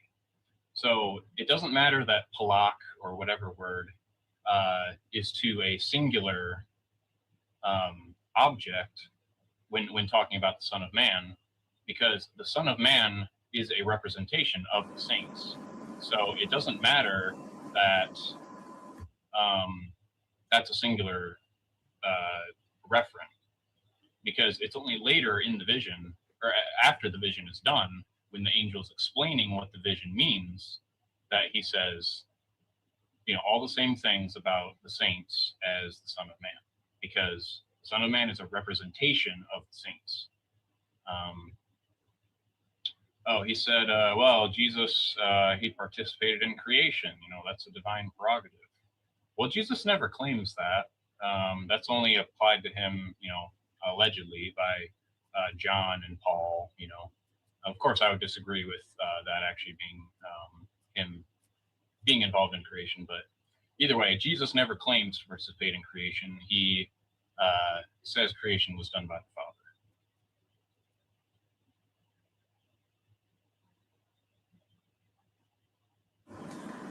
Tavish, your time is up. It was at 4:59. You did have those extra 7 seconds. You sure you don't want them? Yeah, that's fine. Okay. All right. Now we begin. All right, cool. Oh wait, okay. I'm sorry. One thing in the TikTok chat, in the video. Oh wait, bring it back up. Oh, sorry. Examination as the affirmative. Come on, man. Sorry. Okay. He said the faith logic. He says, I guess Jesus doesn't have two minds because Tavish said so.